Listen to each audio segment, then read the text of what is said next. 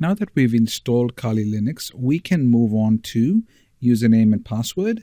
The username we set up initially was root, so we'd enter the username root here and make sure you remember the password that you set up in the installation process. So that password will be entered on the next screen so we can log into the Kali Linux system. Once we log in, you will see the Kali Linux desktop. And if you are a Ubuntu user, this should look very familiar because the icons on the left-hand side would be very similar to what you're used to if you've been using Ubuntu for any period of time. So you'll see this is the interface. On the left-hand side, we've got all the icons, which you can add other icons to quick load different programs. And we want to go to see some of the options within Kali Linux to make sure that the system has been set up correctly. So for that, we have the terminal here. I can click on the terminal, and this is where we'll be using most of the functions from. So I can type in here to see what the system details include.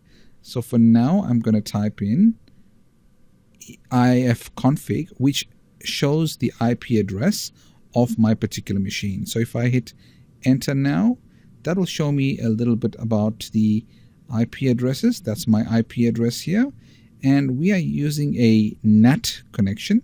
So if we go to the settings above here under devices, network settings, you'll see it's attached to NAT.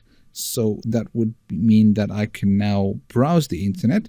I just want to confirm that. So let's ping a Google website and see whether that pings properly. Let me enter that. And as you can see, it is pinging. Everything is fine.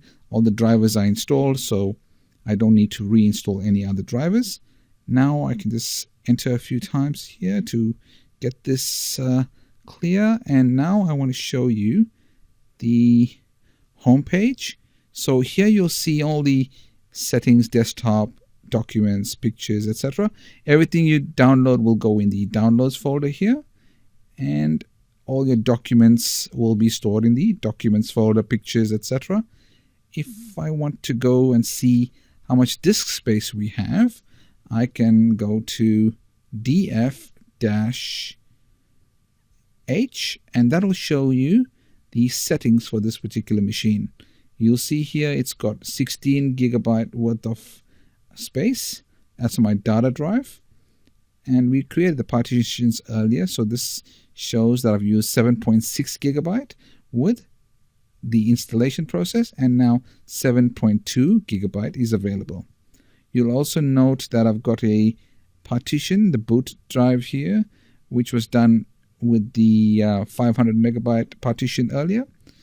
It was 500 megabytes, so I've used 37 megabyte, of which 453 megabyte is the size of it. There should be a swap drive here.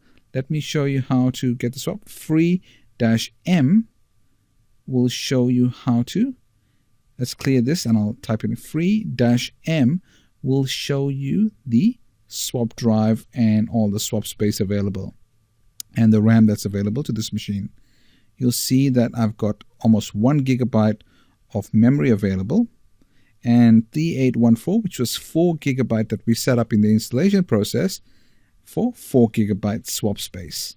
You'll also note that 286 megabytes free, and all the swap memory is still available. Now let's have a look at a few other settings.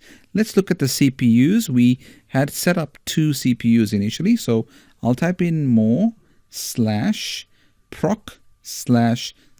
info.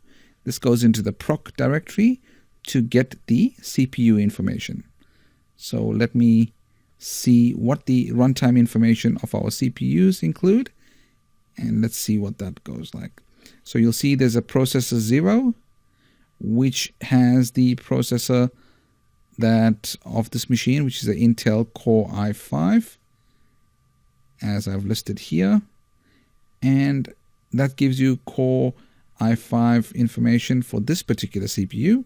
Given that we've got 2 CPUs, let's just go to more and we'll see the second CPU.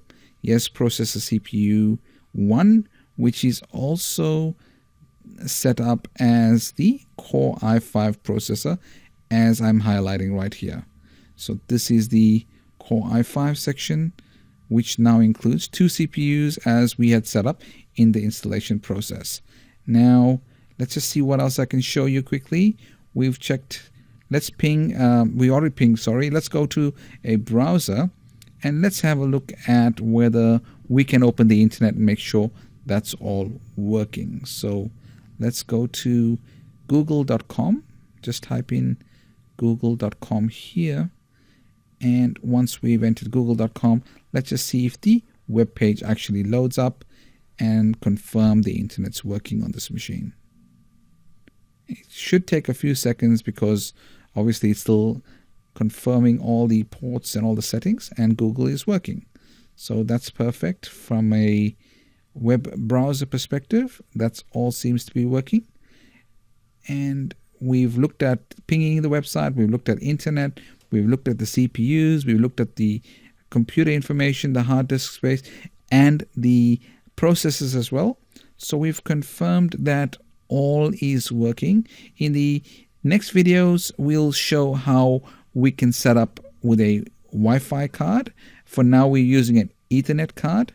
In the later videos, we'll demonstrate using wireless cards set up in Kali Linux so we can see what that looks like.